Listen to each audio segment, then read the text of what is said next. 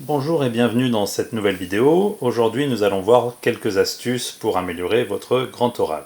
Alors une des choses les plus importantes pour cet oral, c'est la question de la fluidité, de l'exposé mais aussi lors de l'échange avec le jury.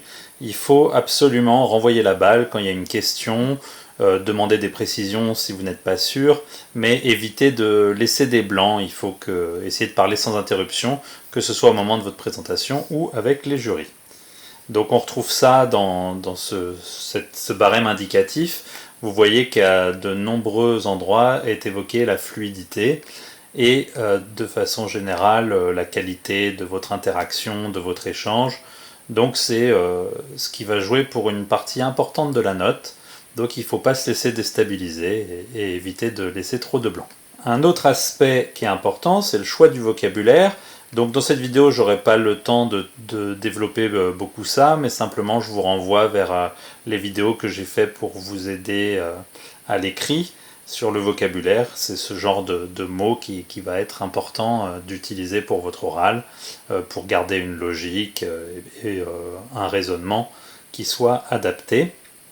L'introduction, ça va se passer comme à l'écrit, mais très rapidement. C'est-à-dire que on va faire une accroche. Une accroche, c'est quelque chose qui attire l'attention, ça peut être un exemple, ou au contraire, vous allez situer votre sujet dans quelque chose de plus général, dans un contexte. Ça peut être par exemple par rapport à des statistiques. Mon sujet concerne tant de personnes, tel pourcentage. Et après, on pose la problématique. Et donc la problématique, on évite de demander pourquoi, parce que ça c'est plutôt finaliste. On va plutôt se demander comment les choses se passent.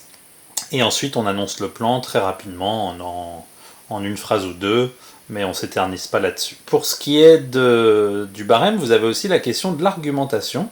Donc l'argumentation, ça va être les supports que vous avez utilisés, la démarche que vous avez faite, votre esprit critique. Alors je vais vous illustrer plusieurs aspects. Un des premiers aspects, c'est se poser la question de la fiabilité des arguments qu'on utilise. Il faut savoir faire la différence entre ce qu'est un savoir. Donc un savoir, c'est quand ça a été prouvé scientifiquement selon un protocole qui est validé et que ça a été relu par les pairs, on dit, donc qui a été validé par l'ensemble d'une communauté scientifique, et ça peut être remis en question par de nouveaux faits. Donc c'est quelque chose qui peut être réfuté, à l'inverse d'une croyance. Donc une croyance, ça va au-delà du fait de croire en une religion, hein. Une croyance, c'est par exemple de penser que lorsqu'on passe sous une échelle, ça peut porter malheur. Donc c'est une affirmation qui n'a pas fait l'objet de validation, de protocole, qui se base sur la confiance, et comme elle ne peut donc pas être réfutée puisqu'il n'y a pas d'arguments scientifiques qui la soutiennent. Une opinion, ça va être la combinaison un peu des deux, des savoirs et des croyances. C'est nos convictions personnelles, les opinions, qui peuvent résulter de connaissances qu'on a scientifiques, mais aussi de notre vécu, de notre expérience, et qui va souvent comporter des biais, puisqu'on n'a pas une vision d'ensemble des problèmes en général. Et donc l'opinion peut évoluer par les rencontres qu'on fait, le débat, la confrontation des idées. Voilà pour un peu ces trois notions. Pour préciser également qu'il faut se méfier de l'intelligence artificielle qui va pouvoir argumenter des choses à partir d'opinions et non pas de faits scientifiques. Je vous renvoie vers le livre de terminale d'enseignement scientifique, le livre scolaire. Vous avez un peu ces notions qui sont reprises. Maintenant, pour ce qui est du savoir, plus dans le détail, un savoir doit être réfutable. Donc s'il y a de nouveaux faits qui vont à l'encontre de ce qu'on avait trouvé, on peut ajuster le savoir. Il est répétable, c'est-à-dire que d'autres scientifiques qui lisent un argument scientifique doivent pouvoir, en refaisant le même protocole, retrouver les mêmes résultats. Et ça doit être rationnel, c'est-à-dire que notamment on doit éviter les biais lors de la conception d'une expérience ou lors de l'interprétation des résultats de l'expérience. Donc quelques exemples de biais. Il y en a beaucoup des biais, je vous ai donné quelques exemples les plus célèbres. Un des cas le plus courant, c'est le biais d'échantillonnage. C'est quand on va choisir des personnes qui ne sont pas forcément représentatives. Si par exemple vous faites un sondage où vous demandez quelles sont les personnes qui aiment les sondages, vous aurez bien entendu plus de personnes qui auront marqué qu'elles aiment les sondages, puisque c'est elles qui auront été sélectionnées. C'est pour ça qu'on parle de biais de sélection. Vous avez un autre exemple qui est le biais du survivant. C'est par exemple, si on pose la question à quelqu'un qui a réussi ses études, s'il a trouvé que les études étaient faciles ou difficiles, ou là dans cet exemple, le fait d'avoir trouvé facilement ou de s'être perdu, forcément si ceux qui se sont perdus ne sont pas là pour répondre, ça va faire un biais dans les réponses. Donc sans connaître tout le détail des biais, gardez en tête qu'il peut y avoir des biais dans le protocole, et il peut aussi, même si le protocole est bon, y avoir des biais dans l'interprétation. Alors on parle par exemple du biais de confirmation, quoi. Le cherry picking, ça consiste à choisir la cerise la plus rouge parmi les autres, autrement dit choisir un peu les données qui nous arrangent pour aller dans le sens des conclusions qu'on avait envie d'obtenir. On a également le biais de proportionnalité. Par exemple, si on s'intéresse à un sujet ou si on utilise un moyen de détection qui est plus moderne, on va pouvoir trouver un plus grand nombre de cas, par exemple détecter l'autisme ou détecter les intolérances au gluten. Qu'on s'y intéresse de plus en plus, on détecte de plus en plus de cas, mais ça ne veut pas dire que ces cas n'étaient pas là avant, peut-être simplement qu'on ne les détectait pas aussi bien qu'aujourd'hui. Pour ce qui est des questions, vous avez un jury naïf et un jury spécialiste. Le spécialiste, c'est souvent celui qui va noter beaucoup de choses, qui ne vous regarde pas trop parce qu'il essaye de prendre en compte tout ce que vous dites de scientifique. Et le jury naïf, il va plutôt regarder la forme de votre exposé, il va vérifier que vous fassiez bien comprendre, il va vérifier aussi votre fluidité, comme on a vu tout à l'heure. Parmi les questions que peuvent vous poser ces jurys, on peut vous demander des précisions sur des choses qui n'ont pas forcément été bien, que vous n'avez pas eu le temps d'expliquer, ou des questions un peu sur les connaissances. On peut vous demander pourquoi vous avez choisi ce sujet.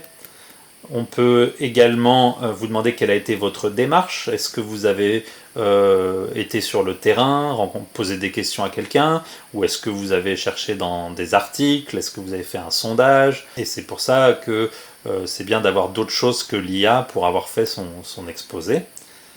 Vous avez comme autre question possible tout ce qui touche à l'esprit critique qu'on vient de voir, hein. Donc tous les biais qu'il peut y avoir sur d'échantillonnage, de confirmation, de proportionnalité. Retenez déjà qu'il peut y avoir un biais dans le protocole, c'est ce que j'ai mis à gauche, et dans l'interprétation, ce que j'ai mis à droite. Autre petites consignes qui ont été données pour les correcteurs, vous ne devez pas écrire au tableau pendant l'oral, vous ne donnez pas votre brouillon, ce qui n'est pas toujours très pratique. Et enfin, essayez de vous détacher de vos notes pour essayer d'être un peu plus convaincant. Vous allez pouvoir avoir une meilleure posture, parler avec les mains, mais ça ne vous empêche pas de regarder un peu vos notes. Il ne faut pas vous inquiéter, vous avez le droit avec le stress de vous appuyer là-dessus, mais évitez de trop rédiger. Pour ce qui est des connaissances, je rentre dans le détail, cette fois plus pour les SVT, parce qu'il y a des thèmes quand même qui reviennent souvent pour la question de l'évolution, qui est un thème qui revient souvent. Il faut savoir la différence entre un gène et un allèle. Donc les allèles, c'est la version des gènes. On a tous les individus d'une espèce ont les mêmes gènes, mais ils n'ont pas les mêmes allèles. Tout le monde a un gène de la couleur des yeux, mais il y a l'allèle qui va faire que les yeux sont bleus ou marrons par exemple. Et donc c'est les allèles les individus qui sont porteurs des allèles vont être soumis à différents mécanismes évolutifs qui vont trier les allèles, soit selon le hasard, dans le cas de la dérive génétique, ou encore selon l'environnement, dans le cas de la sélection naturelle. Donc il y a des individus dans un environnement donné qui vont avoir des allèles qui leur permettent de mieux survivre et donc de mieux se reproduire. Il peut y avoir certains cas de sélection sexuelle, c'est par exemple la femelle qui choisit un partenaire avec certains caractères. Ça peut être le cas du cerf avec des cornes allongées ou le paon avec une queue colorée qui va plaire davantage à la femelle, même si ça ne l'avantage pas forcément par rapport au prédateur. Et enfin, il y a la sélection artificielle. Là, c'est carrément les humains qui vont choisir certaines caractéristiques, comme par exemple un blé pauvre en gluten ou des choses comme ça, et qui vont faire que on sélectionne des individus qui ont les allèles qui nous arrangent. Donc il ne faut pas faire de finalisme en disant qu'un individu va s'adapter à l'environnement, c'est simplement plutôt une question de reproduction. Des individus qui se reproduisent mieux vont mieux transmettre leurs allèles. Et c'est étroitement lié à la survie, parce qu'un individu qui meurt jeune va se reproduire plus difficilement. Donc ça, c'est pour ce qui est de l'évolution. Et l'évolution, c'est très lié à la génétique. Sur la génétique, les connaissances de base à avoir, c'est donc savoir que la différence entre gènes et allèles, savoir que les allèles, en fait, c'est des fragments d'ADN, que l'ADN c'est fait de nucléotides et qu'il peut y avoir des mutations. C'est d'ailleurs comme ça qu'apparaissent les allèles. C'est finalement des séquences de nucléotides un petit peu différentes d'un individu à l'autre. Et vous savez que cet ADN va être transcrit en ARN pré-messager, PM, et qu'il va ensuite subir une maturation, donner un ARN messager qui sera traduit en protéines, elles-mêmes constituées de séquences d'acides aminés. La traduction se fait selon le code génétique qui fait correspondre des triplets de nucléotides à des acides aminés. Et c'est important, cette séquence d'acides aminés de la protéine, puisque c'est ça qui va donner sa structure tridimensionnelle et de laquelle dépend la fonction. Si la structure tridimensionnelle est modifiée, la protéine peut perdre sa fonction, ou alors avoir une fonction altérée, ou dans de très rares cas avoir une fonction qui est améliorée, mais ça peut arriver. Donc retenez qu'il y a une séquence de nucléotides qui est transcrite et puis traduite en une séquence d'acides aminés qui va déterminer la fonction de la protéine. On a souvent aussi des sujets sur la physiologie, par exemple lorsque les élèves parlent des drogues. La physiologie, il y a notamment la question de la communication nerveuse ou de la communication hormonale. Retenez que quand il y a une communication, il y a toujours un émetteur. Donc par exemple, pour la communication nerveuse, ça peut être un neurone. Ou pour la communication hormonale, ça peut être une glande qui libère une hormone, par exemple l'hypophyse. Et cet émetteur va émettre un message qui sera codé. Donc par exemple, pour le neurone, ça va être les neurotransmetteurs.